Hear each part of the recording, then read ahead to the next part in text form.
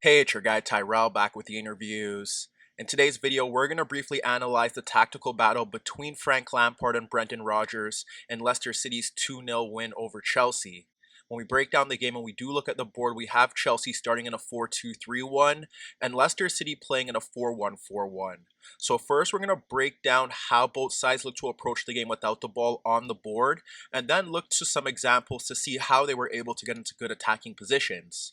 First, we'll start with Leicester City, and what we ended up seeing was that they were in that 4-1-4-1, and like similar games where Chelsea encountered issues in the past, Rodgers' men focused on shutting down that Chelsea midfield. When you look at that midfield zone, Leicester have a 4v3 due to the fact that Vardy is dropping off Kovacic and blocking off the passing lane into him, and if he looks to shoot out to Rudiger or Thiago Silva, then Tielemans could push forward to close him down.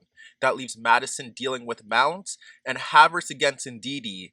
Out in the wider areas, Barnes and Albrighton would close down Chilwell and James, and then you would see Justin and Castagna stepping into the path of Pulisic and Hudson-Odoi. There were times where you could have Havertz pushing higher up the pitch to occupy one of the center backs, and that would leave Ndidi free, monitoring space to his left and to his right, and then Tielemans would be able to close down Kovacic.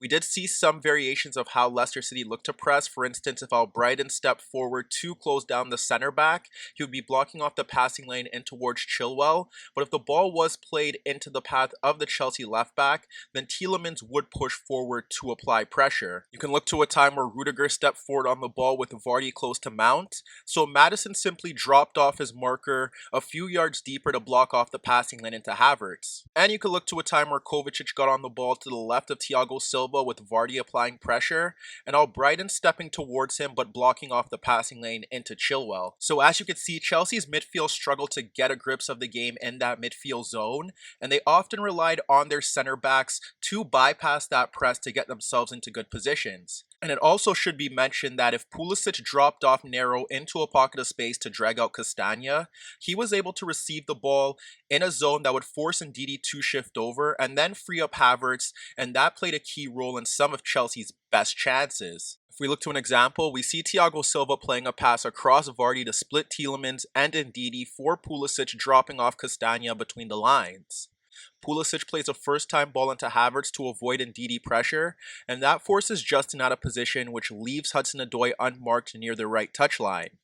Havertz does well here to slide the ball back to Pulisic, who pokes it beyond the Leicester City left back to ignite a 4v3 break with Hudson-Odoi and Chilwell breaking forward from wide areas. And Pulisic breaks towards the box and slides it across Evans to place Hudson-Odoi in a goal-scoring position in right half space.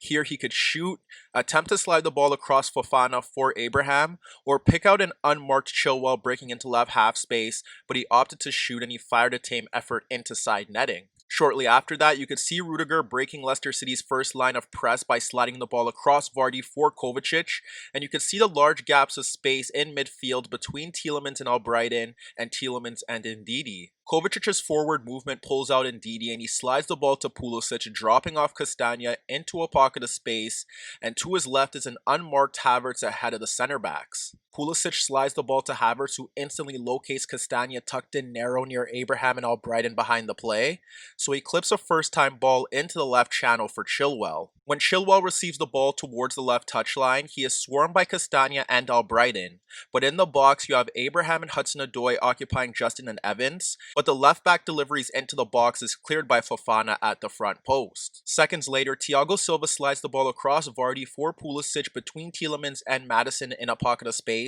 as Kovacic shifted to the left of the Chelsea center back and Havertz ahead of Evans. When Pulisic receives the ball, he's instantly swarmed by Maddison, but the Chelsea attacker does well to turn away from pressure to face the Leicester City box. Pulisic's ball splits Tielemans and Albrighton to bypass Castagna into the left channel for an unmarked Chilwell once again, and similar to the previous opportunity, Chilwell receives the ball to pull out Castagna and Albrighton, with Pulisic checking in for the pullback at the edge of the box, but he opts for Abraham or Havertz making runs ahead of Evans and Justin, but once again his delivery falls towards the front post for Fofana to clear. And even in the second half, it was Chelsea's backline that played a key factor factor in creating chances. You can see James pushing forward freely into Leicester's half, and he identifies Abraham's run across Fofana and splits Evans and Justin with a pass into right half space. While James's pass places Abraham into a legitimate goal-scoring position, you could see Schmeichel jumping off his line, and Fofana does well to track the run to make a vital last-ditch tackle. And if we look to one final opportunity, it's Thiago Silva unmarked at the halfway line, clipping a diagonal ball over a narrow Barnes and Justin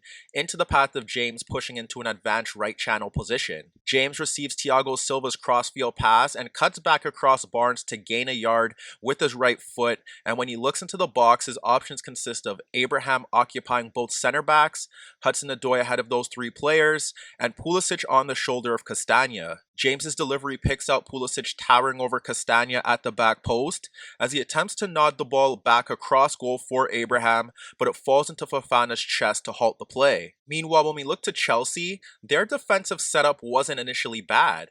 What you end up seeing is that you have Havertz and Abraham dropping in between Ndidi, and Chelsea were more of a 4-4-2 out of possession. So you had Pulisic and Hudson-Odoi stepping to Justin and Castagna, and Ndidi marked out of the game by Havertz and Abraham.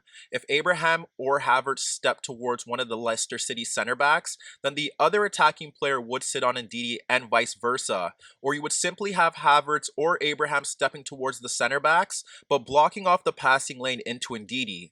That leaves a midfield battle of Kovacic versus Tielemans and Maddison versus Mount. This leaves James and Chilwell dealing with Barnes and Albrighton, and it gives Chelsea a 2v1 against Jamie Vardy, who was marshaled well by Rudiger and Thiago Silva. There was one interesting wrinkle in how Leicester looked to bypass this Chelsea press, and it involved Maddison shifting laterally towards the touchline to drag out Mount. There was one example in particular where you see Havertz stepping towards Evans and Hudson-Odoi stepping into the path of a narrow Justin. Maddison shifted in towards that touchline position, and even when Justin bypassed Maddison, Mount held his position, and you ended up seeing Hudson-Odoi tracking back to close down Maddison. But that was how Chelsea approached the game without the ball, and it was fairly successful. And when you break down the opportunities in which Leicester City were able to create chances and go ahead in that opening half, it stemmed from simple combination plays and Chelsea mistakes. There was a time where Justin slid the ball across Hudson-Odoi for Maddison shifting towards the touchline to pull out Mount, and ahead of him you could see Barnes dropping into his own half to pull out James. Barnes slides a first-time ball around James for Maddison, running off Mount into Chelsea's half. And when Maddison breaks beyond Mount, he has Vardy ahead of Thiago Silva, and Tielemans making a run through midfield with Albrighton running across Chilwell. But as Maddison pushes forward, attempting to play a ball into Vardy between the Chelsea center backs, it's Mount who tracks the run of Maddison to commit a foul. Shortly after that, you have Abraham shifting across to apply pressure on Fofana, who stepped forward to split Pulisic and Mount to play a pass into Albrighton, dropping off Chilwell. When Albrighton receives Fofana's pass, you could see him dragging Chilwell out of position, with Mount attempting to shift across to swarm the Leicester City attacker, while Castagna begins to run beyond Pulisic to receive the reverse pass. Castagna breaks beyond Pulisic towards the Chelsea penalty area ahead of the center backs, and he has Tielemans to his left beyond Kovacic, Vardy making a run between James and Rudiger, and Barnes unmarked. At this moment, you still can't see Maddison breaking towards goal. However, Castagna does well to spin away from pressure of Pulisic and fakes a pass to the overlapping Tielemans and opts to drop the ball across Mount and Kovacic for an unmarked Maddison, who rattles the crossbar from this position. And when we shift to the second half, we did see Rodgers initially shift his system to a 4-4-2, and what that entailed was that it did have Leicester dropping off into two banks of four. If Kovacic looked to drop deeper to get on the ball, you would have Maddison and Vardy sitting in between him, and then you would have Tielemans tracking the movement of Mount if he pushed forward, and then Ndidi still sticking with Havertz. Now what happens is that Chelsea are looking to push men forward to try and get back in the game, and that allows Maddison space to receive the ball between the lines in transition to launch a counterattack. There was a time where we ended up seeing Maddison drop into his own third to get on the ball, where he was immediately pressed by Mount, while Pulisic is caught ball watching opposed to tracking Justin's forward run. Maddison ends up playing the ball to Barnes, dropping off James, and Barnes plays it back to Maddison, who was ahead of Mount, and he instantly split Zouma and Pulisic to play in Justin, breaking freely down the left channel. And here, you could see Justin breaking into that space beyond Pulisic to receive Maddison's pass, but Leicester failed to create a chance that tests Mendy from this position. There was a time when Pulisic played a loose pass into Evans, and we could see Tielemans instantly sliding the ball across Mount for Maddison and acres of space. And when Maddison pushes forward, he locates Vardy making a run into the right channel across Thiago Silva, and he instantly plays the pass. When Vardy receives Maddison's pass, we see Brighton making a forward run to pull away Chilwell, and that's when Vardy cuts across Thiago Silva and plays a pass beyond Kovacic for Tielemans, continuing his run beyond Mount towards the Chelsea penalty area. However, when Tielemans receives the ball, he carries it into left half space, and although Rudiger does well to shift across to apply pressure, Tielemans' shot forces a kick save from Ndidi when he should be scoring. And if we look to one final example, Tielemans plays a reverse ball between Mount and Kovacic for Maddison, shifting laterally into space between the lines. And when Maddison receives the ball beyond Kovacic, it ignites a 4v4 break with Vardy beginning his run ahead of Thiago Silva. The issue here is that Brighton and Barnes are just ahead of James and Chilwell. So when Vardy makes a decoy run across the center backs to create space for those wide players, Maddison has no wide options to his left or his right, which forces him to hold on to the ball, and it allows Kovacic time to track back to poke the ball away. Hi everybody, thanks for watching, and subscribe here for your latest tactical analysis and daily commentary on the Interview show. And if that wasn't enough, don't forget you could find more organic, unfiltered soccer/football analysis on the Interviews podcast, the best soccer/football podcast in the world, available on iTunes, Spotify, iHeartRadio, Spreaker, and any Android apps on your Android devices.